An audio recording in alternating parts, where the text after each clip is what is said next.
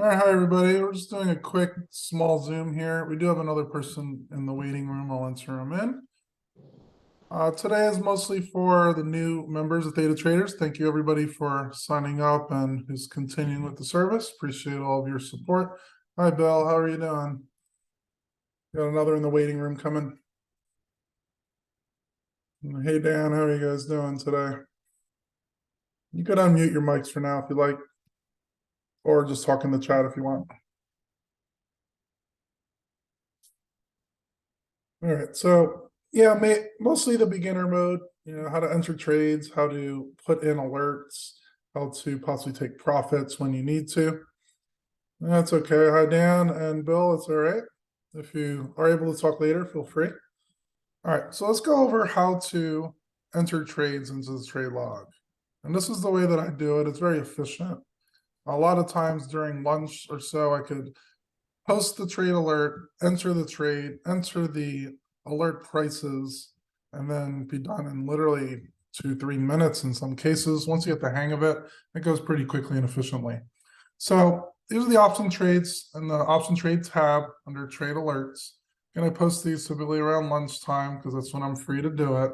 I usually do some of the research in my planning period beforehand, and then I'll update the prices as it moves for the next hour and a half or so. So let's go over how to do a cash secured put trade. I'm going to do this on Thinkorswim, which is a highly recommended platform for it. It's very good customer service. It's very reliable in general. So CSP stands for cash secured put. What we're going to do is we're going to sell a put here. Next is NEO. That's the name of the stock. And then 217 is the expiration date. And then the at 7.5 is the strike price.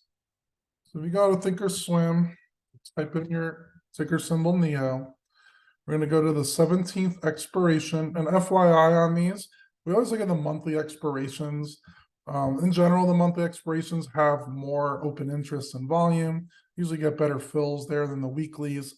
And also it's easier for managing and understanding when your trades might be expiring and whatnot. So I try to keep it consistent on these expiration dates. So click on February 17th. We're going to do a 7.5 strike. And I am doing this on Sunday, so it might be a little different than if it was actual trading going on right now. But right now the bid's at 0.24 and the ask is 0.26. To enter the trade, all you're going to do is click on the bid price. So click on the 0.24.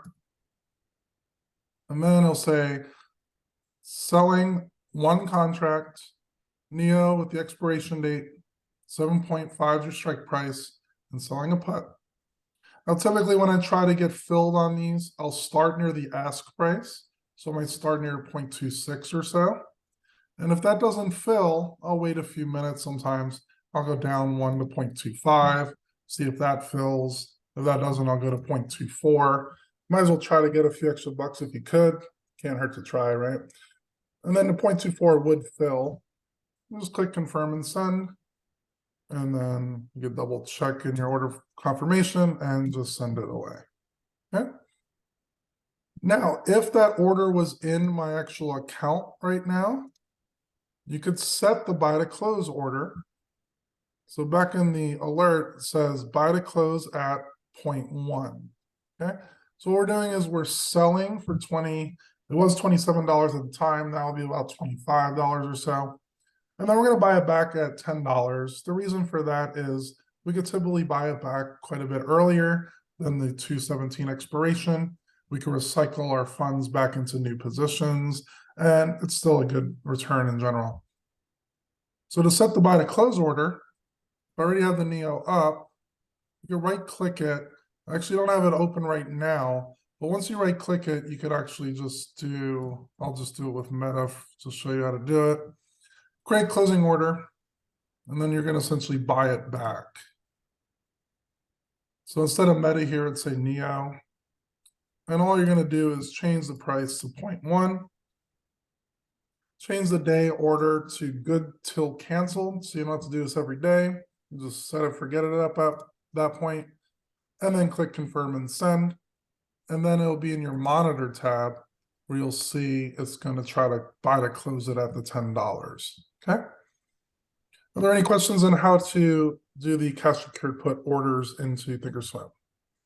Hey, Lance, what was the BP that you used on that? So for cash When- secured puts, whenever you're selling it, we're gonna have the full cash available. So it's what the strike price is times 100.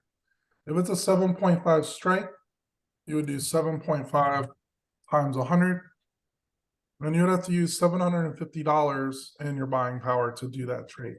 That's assuming all cash secured, nothing with margin. Okay. Yeah, and that showed up on the review part of the trade process. Yes. Yeah, it comes up there too. You could do these with margin that is more advanced. I personally don't use margin because I think the returns that we're getting fully cash secured are more than adequate. But if you do use margin, you could do this trade with less than 750. However, if you get assigned on it, you could start to get in trouble with margin calls, and I don't like that at all. I've never got margin called yet. Okay.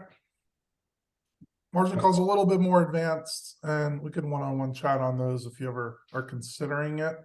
And just be very careful on those and not do that too much. Okay. Any other questions on cash secured puts? Yeah, Lance, how do you determine when to buy to close? I just set the order in to buy to close it at 10. I typically look for a little bit more than 50% of the initial premium that you're collecting. So if you're taking in, say, $24, $25, you could buy to close about 15 or 10. I usually go a little bit more than the 50%. So if you do, say, $25 to sell it, and then you buy it back at 10, subtract the two, you would make $15 out of 750, and that will be a 2% return on that trade. How long do you generally wait for that? I mean, obviously, February 17th is quite a distance in the future. Yeah, it is 40 days away. However, if NEO stays where it is at $10.37, if it goes up or if it goes down slightly, these options will be worth less because they have less time to get down to that 7.5 strike. And then in a lot of cases, we could buy to close them in about half the trading time. Again, it really depends on a lot of factors. Like if it starts to drop a lot, you won't close it right away. If it jumps up a lot, maybe you could close it even earlier. The implied volatility, there's a lot of factors there. Okay. But for instance, let's say we could close it in about 3 weeks or so, about 21 days. You can make your 2% in less than a month. And those are the ideal trades that I look for, which is a good return in a short period of time. And then you just do those over and over again. Okay, thanks. Yep. Any other questions on cash secured?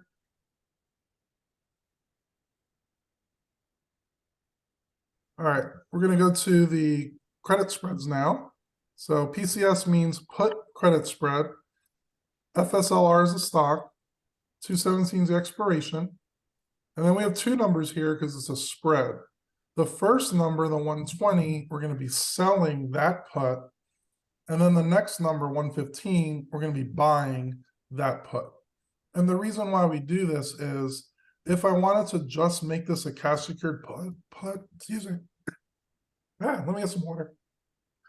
It's a teacher voice coming in. Talk too much. All right. If you do sell that as a cash secured put, you would need 120 times 100. You need $12,000 to make that trade, which is a lot of buying power. There's nothing necessarily wrong with that. You're just not going to get much in your returns because we're looking to sell this for about $35. So making $35 off 12 grand, not really an ideal situation there. So what we do is we buy a put, and we almost always buy a put 5 width away because that's only going to use $500 in our buying power. All you do is subtract these two numbers, and then you figure out how much buying power you need. So the way to enter that one, SLR 217, we're looking at the 120. At the 120, I'm going to click on the bid. And then at the 115, we're going to buy, I'm going to click on the ask. And you want to hold the control key down. That makes you get both trades at the same time and the order entry log.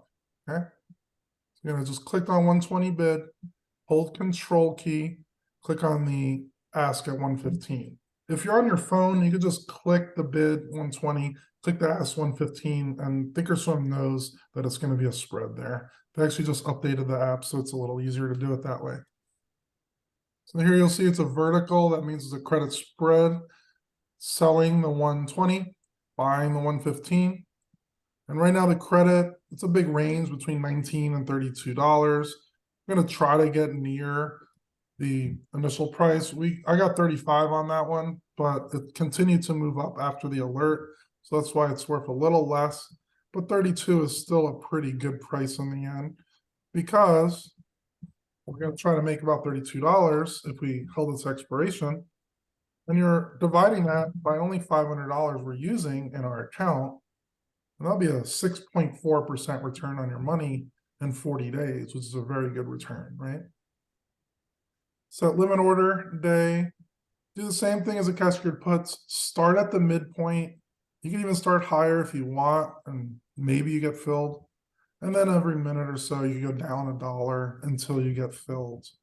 What I'm starting to do in the alerts now is once I get filled, I'm showing my alert price, because that might give you a good idea. If you happen to be free then and try to do the alert, you might get a very similar price to me. So it's not always exactly what I'm saying here, but if it's within a few dollars, I would take that trade. Now, I did stop at 0.9, but I don't enter anything in Thinkorswim on the stop alerts for these. And the longer dated spreads, I'd rather set an alert price. And here I'm doing an alert price at 127. It's still a pretty good cushion from the 120, where it's going against us a bit. The stock was 153 at the time. It would have dropped quite a bit to get to 127. At that point, if it happened right away, I'd probably just stop out of the trade.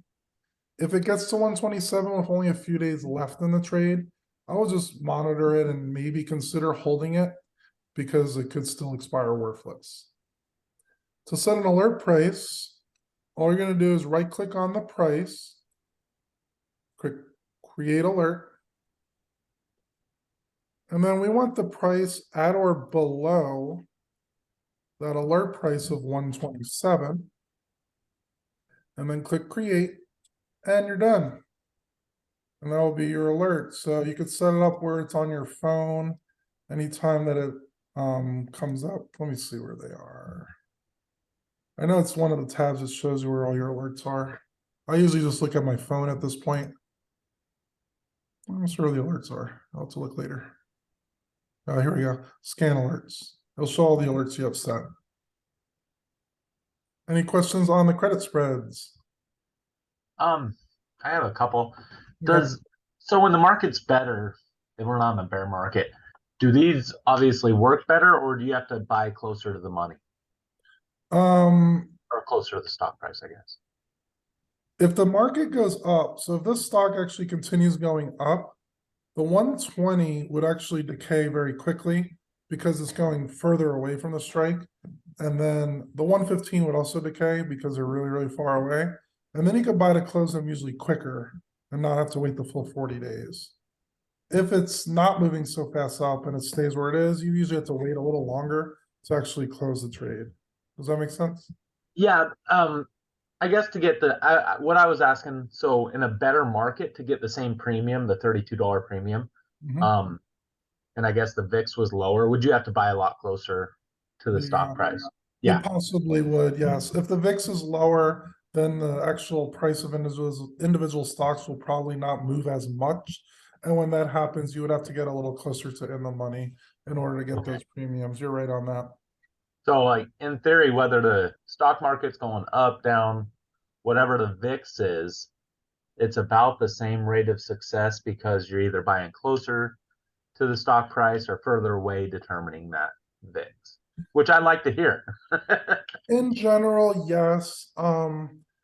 The issue is VIX could change as you're in the trade. So if VIX is very high, it does tend to drop quite a bit throughout the expiration. And then you could literally close the trade at a profit, even if the stock didn't do anything. So that's when VIX decreases, the options will be worth less anyway. So you kind of like to see a high VIX with these. In general, yes. I don't mind the VIX right now at 21. It's a pretty ideal situation, to be honest. A lot of times the VIX is in the teens, and then it jumps up sometimes, occasionally to mid-20s, even 30s. But a lot of the times when it hits those high VIX numbers, it tends to drop down relatively quickly because the market's thinking it's very risky and it's very volatile. But in the end, it doesn't end up being as volatile as they thought it would. And that's really the main reason we make money, although it's a little subtle way to think about it. Mhm. Essentially, we're looking at the market, we're thinking the market's thinking it's going to move more than it actually does in real life. Okay. You can look up implied volatility versus historical volatility. So historical volatility has to do with what actually happened to the volatility.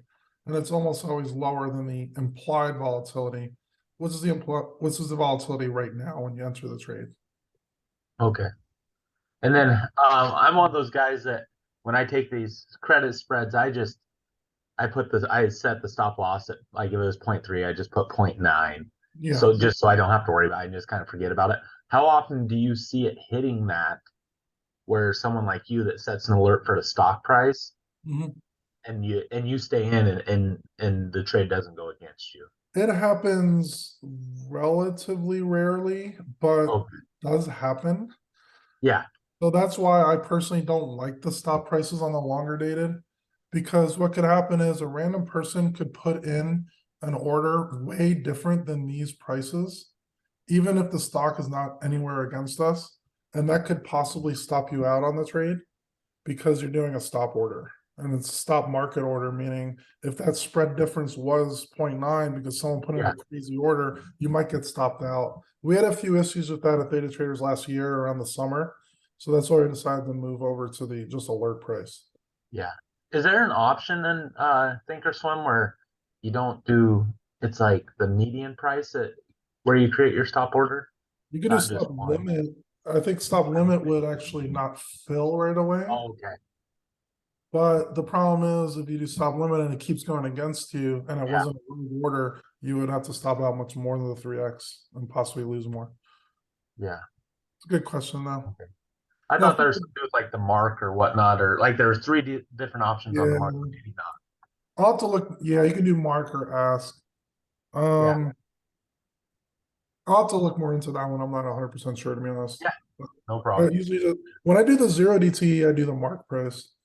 Yeah. Just- And I've done the 0 DTE too. And with my job, I don't have my time to just sit there and watch. So I've started doing these where I can just kind of set it up.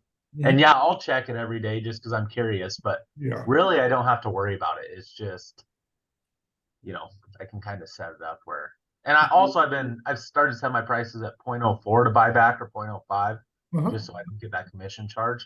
Yep. Will those fill usually, or are those usually not fill when they get that low? If it's very close, yesterday a few of them filled and I alerted it. Like IWM filled. Yeah, I seen that. Yeah. One more, I think Qualcomm filled. So if it's very close to the 0.05, it might. It's really Okay. because depends on if there's someone else taking the other side of that order. Yeah, exactly. Yeah. So yeah, someone might be taking their lotto ticket, trying to buy one of those options for $4 or $5, and then hoping the market completely tanks and it makes a ton of money. But Yeah. there needs to be an order on the other end for that to happen. So So a lot of times they just expire on you. a lot of times I'll just let them expire, or I'll put in the 0.05 and see. Yeah. It really depends. I don't know a set percent or whatnot on that. Yeah. But I don't necessarily mind. Sometimes if it's like way off and the 0.05 is not filling, I'll fill it for 6 or 7. I don't care much. Like I just want to About get the buck or whatever. Yeah. Yeah. I mean, if it's only $1 or $2, it's not really the end of the world in most cases. Well, then you get that buying power as well if you want to buy. Exactly. So Yeah. that could help you recycle your funds in more, and then you can enter in the next trade. So, Exactly. I know some people even buy to close these early. If I could enter a trade and then buy to close it at 50% profit or so in the first week or so, which does occasionally happen, I'll usually just do that because you can make 3-4% in a week in that trade. And Yeah. there's definitely nothing wrong with that at all, right? No, when I first started, I'd always put them at 0.09 to buy, and it did seem like it was a week or two, and it'd be like 0.25 premium, and I'd fill at 0.09 relatively quickly. So I started putting in 0.04 and 0.05. Mhm. But if I need buying power, those lower ones, obviously, I'll just get rid of. Yeah, that makes sense. It's pretty optional which way you feel on that way. Some people just like to set it, forget it, let it expire, and then, you know, start entering the new ones after the expiration when you have a lot more buying power. Yeah. But that's why it's pretty flexible there. I know some people are busy, some people are able to do those things. So Yep. it's really up to you in that case. Good questions. Any other questions from anyone else or you? Nope. That's mainly what I came in for was the credit Yeah. spread. No, that's fine. For zero DTE again, I do the stop outs. I'm not gonna mess around with those. I might be fiddling around with an alert price on the zero DTE, but that's only if I'm very active and I'm able to look at the stocks all day. Yeah. Like I don't want Yeah, to I be was thinking about starting doing those more so as well, and just figuring out what the 1.5% would be, and kind of the same thing. Put the stop in, put my 1.5%, and then just let it Yep. ride. Yep, exactly. For a put or call credit spread, subtract $5. For a iron condor, subtract $10. It's very close to those numbers. It's slightly less. I think $4.94 or something last I checked. Oh, But okay. yeah, subtract 5 from whatever you have filled in. And then if you want 1.5%, subtract another 15. Those are in the 10 widths. And the 5 Well, that widths, makes sense because it's $1,000 buying power, huh? And then yes. you got to subtract the commission. Yeah. So Yeah, so it's pretty easy math in the end. I do that too sometimes. yeah. But yeah, it depends. Like if the market's obviously going in our direction and it keeps going that way, I might just let it go and expire worthless. I'll Oh occasionally. yeah. So. All right. Any other questions? On this specifically, or are you gonna go through some of your other strategies? I'll leave it open to general questions at this point because that's all I really was wanting to cover. Well, my question is, I feel like you've got so many trades coming across, week by week.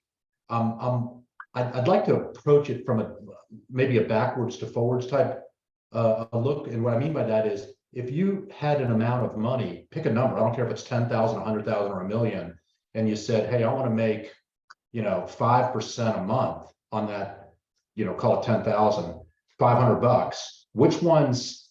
How would you set this up? I don't know that we most of us have the ability to take every one of your trades.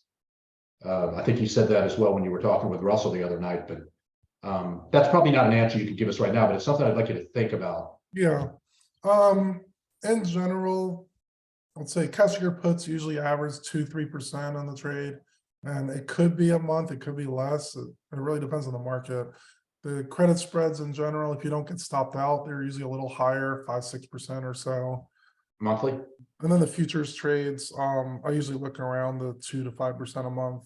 The zero DTE, we're looking at 1.5-2% a day. So if you're leaning towards 5% in a month, which is a little on the high end, you probably need to do a few more of those zero DTEs and credit spreads in general.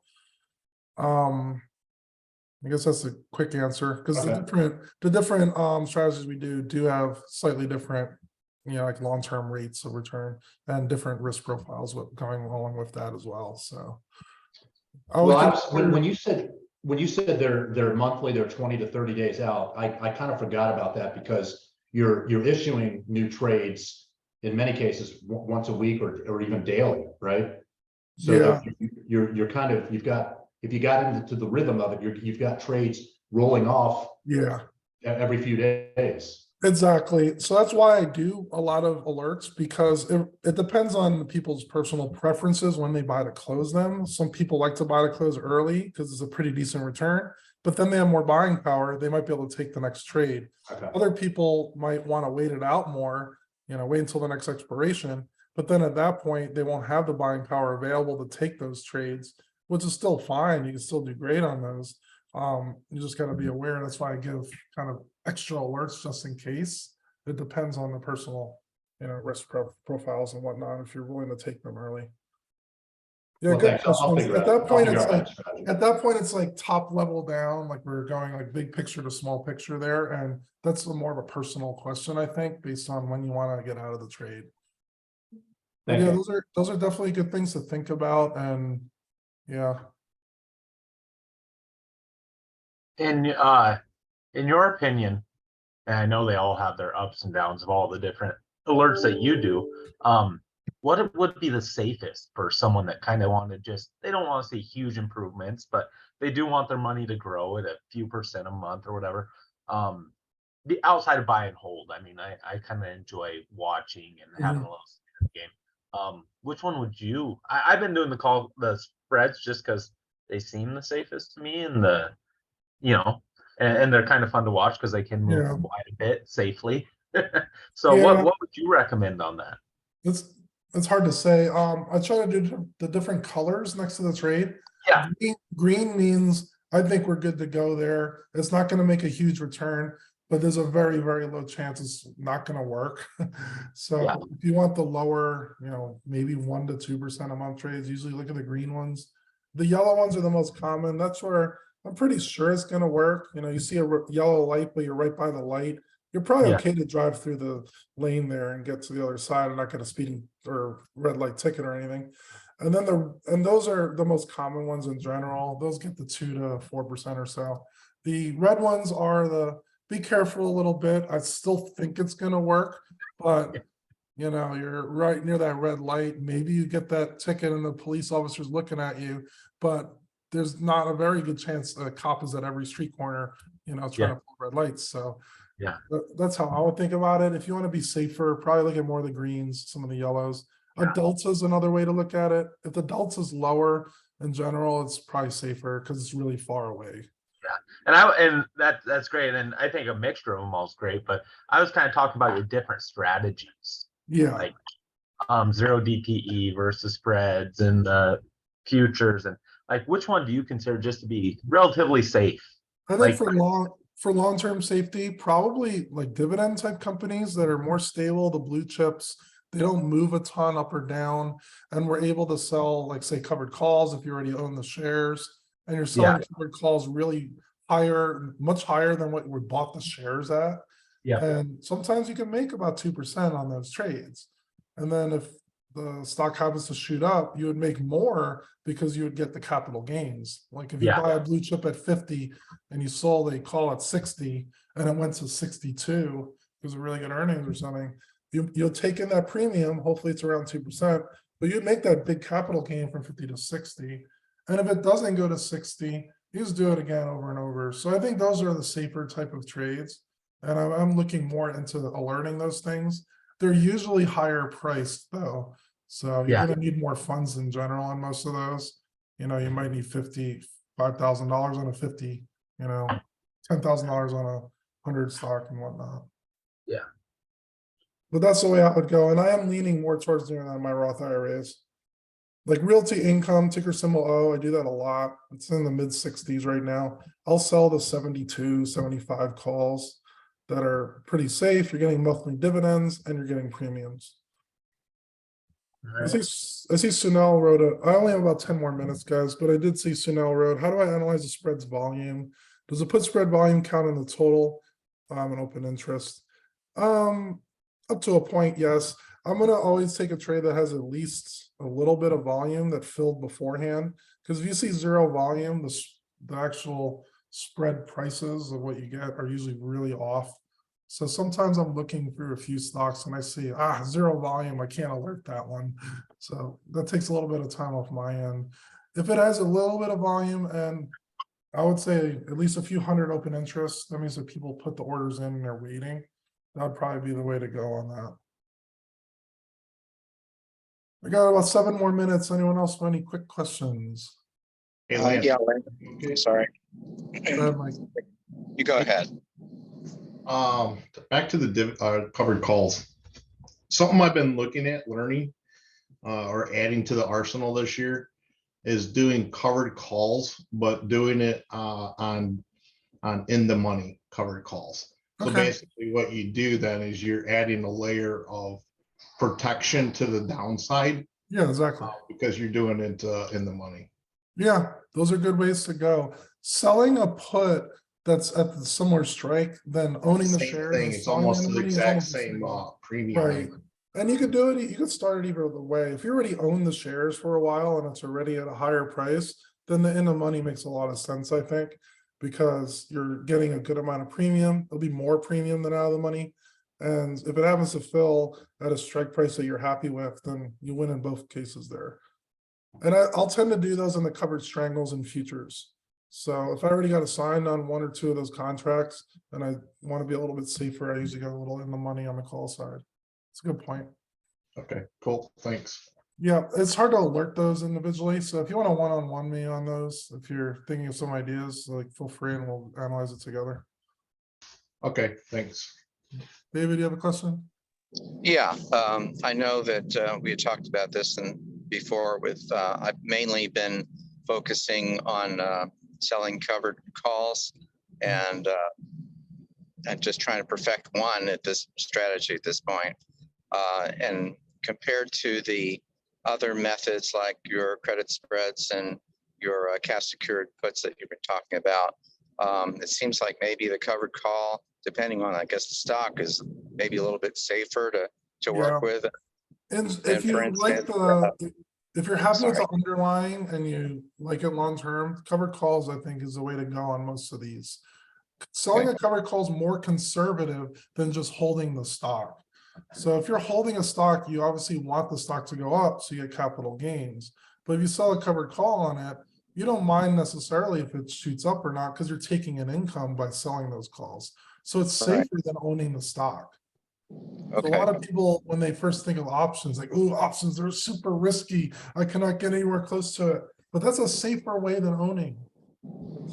Yeah, and then when you add in, so like I like to do them on dividend stocks. Mhm. And then what I do then is when I get, you know, if these are stocks I want to own, so I'm going to do out of the money covered calls on them, right? Because I don't want to be called away from me. So Yep. then what I do when it gets down to like 10 cents on the delta, then I just turn around and I roll out the Mhm. option to like the 25 delta.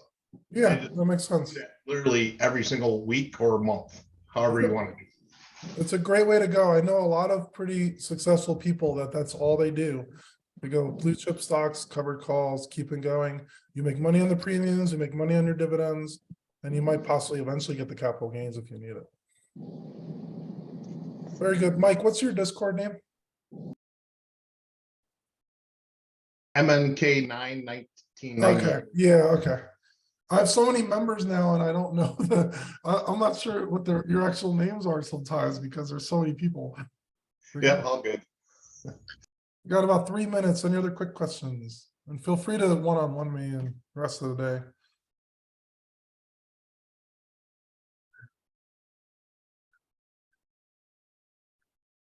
Have any of you guys seen the covered strangle? If you guys are in a circle, you saw how I embedded a video directly into Discord. I think that's awesome, by the way. Like I don't have to send a YouTube link. It feels like it's more personalized and exclusive that you are the only ones to be able to open that video or not. Was that on your iPad? Is that? Yeah. Yeah, I that had was to pretty buy sweet. I had to buy the Nitro thing for Discord. It's like $3 a month because the file sizes are bigger. Like I think you only send up to 5 megabytes normally for free, but this one lets me send up to 50 megabytes. So I could do like 3-4 minute videos. If it gets past that, I have to compress it and make the file smaller, but still small enough for 50. So I'm still tweaking that stuff. But yeah, that's a good way. I'm gonna make more of those. If I had time and I wasn't a teacher, I'd be doing videos on every single alert. But as Vandal knows, we're a little busy sometimes. Oh, it's crazy. Maybe June and July. Yeah. Did you have practice earlier? Yeah, well, I'm not the varsity coach, but I came and observed the practice. Yeah. There you go. So, I yeah. was a tennis coach for 8 years. I wasn't nearly as busy as the football coaches, but we were really busy too. We would have tournaments. We're leaving at 6 in the morning and we get back at like 8 at night. No one gets it. No one gets it at all either. Yeah, I know. Bless your heart, right? But it's fun. It is fun. All right, guys, any other quick thoughts? No, I want to start testing out the covered strangles on the futures. Okay. I already do a lot of future options right now, but I usually do like 60 to 100 days out. Mhm. and then I sell like this 6 delta. Okay, yeah, And those work usually- fine. That's what I do with ES. I went even lower delta, but 6 delta is a good point. It's right near the second standard deviation. Yeah. Sounds good. Yeah, cover strangle, you'll need about $3,000 for your account. That's assuming you get assigned. I had 1 loser in 2 years doing that. Oh, wow, strategy. that's good. And I just take profit at 50%. Yeah, very good. Sometimes you gotta have a little stomach you can be down 400%. It's not unusual to be down Right. 400, 500% when you do this strategy. Right, But that's because the market is very volatile, right? yeah. And when it turns around and goes, and if you do the straddle side of it, right, both sides of it, then what you do, and when it goes one direction, you take profit when you're at 50% on the one side. Oh, yeah, And then you usually layer in, right? You sell another one out to replace it. And then when the market turns around and goes the other direction, you take your 50% on the other side, and then you just layer in another one to add in, for the next, yep, definitely more advanced. I'll go over that stuff with you guys later, but the Zoom's about to end.